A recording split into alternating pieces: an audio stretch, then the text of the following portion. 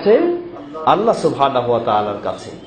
বাবা মায়ের দায়িত্ব কর্তব্য হলো এই ছোট্ট শিশুকে ছোট্ট বয়সে তাকে আল্লাহ সুবহানাহু ওয়া তাআলার প্রতি এভাবে সম্পৃক্ত করে তুলবে।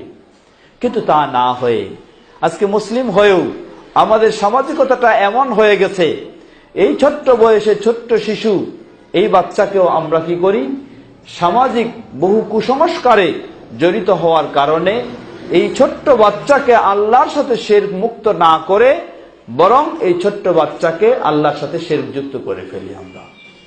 হয়তো শহরের মানুষ সে সময় সেই বিষয়গুলিকে কম গুরুত্ব দেয়, কিন্তু গ্রামগঞ্জের অনেকেই সেই কুসংস্কারগুলিকে এখনো কঠিনভাবে মেনে চলার চেষ্টা করে। যেমন অনেক সময় আমরা আমাদের মা বোনেরা এই ছোট্ট বাচ্চাকে নিয়ে যখন বাড়ির বাইরে যান, তারা দেখেন যে ছোট্ট বাচ্চাকে মা বোনেরা বাড়ির বাইরে নিয়ে গেলে তাকে যেমনই ভাবে সুন্দরভাবে সাজায় নিয়ে যান, কিন্তু এই বাচ্চা যেন মানুষের বদনজর থেকে, বাইরের জিন শয়তানের আক্রমণ থেকে বাঁচতে পারে, এজন্য তারা ছেলে হোক মেয়ে হোক তার বাম কপালে একটা বড় ধরনের কালো টিপ দিয়ে তারপর এ বাচ্চাকে ঘর থেকে বাইরে নিয়ে যান। আপনি বাম কপালে কেন টিপ দিলেন? এটি কার আদর্শ? এটি কি মুহাম্মদ সাল্লাল্লাহু আলাইহি ওয়াসাল্লামের আদর্শ? এটি কি ইসলামের নিয়ম? না, এটি সেই প্রতিমা পূজারী হিন্দু সমাজের নিয়ম। কোনো সন্দেহ নেই, এটি কখনো ইসলামের নিয়ম নয়, এটি হচ্ছে সেই হিন্দু সমাজের নিয়ম। কারণ বাচ্চার বাম কপালে আপনি কালো টিপ দিবেন, এই টিপ বাচ্চাকে মানুষের বদনজর থেকে সংরক্ষণ করবে, হেফাজত করবে, বাঁচাবে।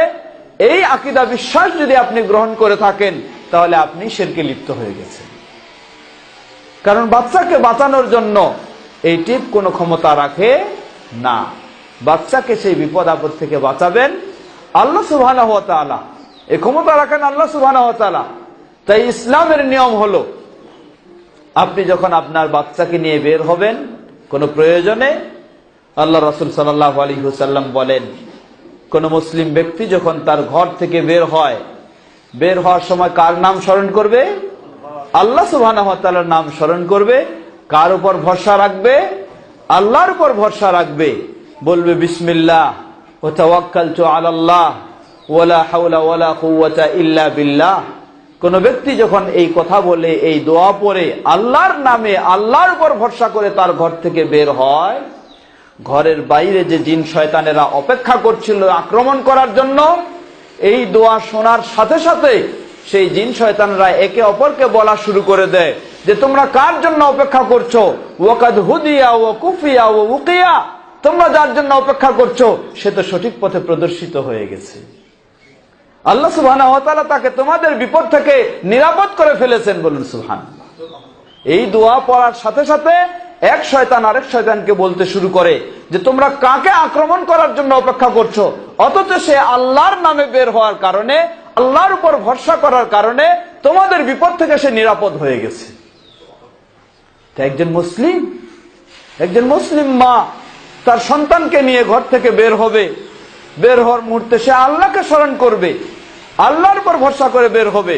তা না হয়ে আজকে আমাদের সামাজিকতা, অমুসলিমদের সেই চর্চা অনুযায়ী আমরা আমাদের ছোট বাচ্চার কপালে এই ধরনের কালো টিপ দিয়ে আমরা বের করতে চাই।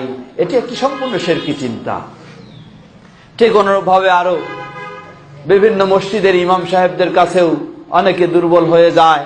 আর ইমাম সাহেবরাও তো মাশাআল্লাহ একেবারে এক গাদি তাবিজ বাঁধে আপনাকে দিয়ে দেয়, যেন এই ছোট্ট বাচ্চা ছোট থেকে কি হয়, সে সব কিছু থেকে নিরাপদে চলে।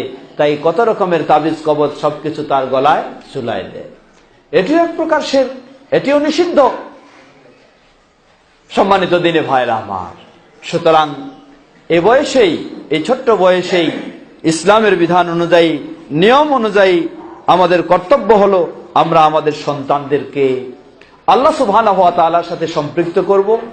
আল্লাহ সুবহানাহু ওয়া তাআলার সাথে সম্পৃক্ত করে আল্লাহর তাওহীদের উপরে শিরক মুক্ত হয়ে সন্তানদেরকে যখন গড়ার চেষ্টা করব, ইনশাআল্লাহ সেই সন্তানেই অবশ্যই আদর্শ সন্তান হবে, অবশ্যই সৎ সন্তান হবে। আল্লাহ তাকে সৎ সন্তান হিসাবেই গড়ে ওঠার তৌফিক দিবেন। আল্লাহ আমাদের সন্তানদেরকে এভাবে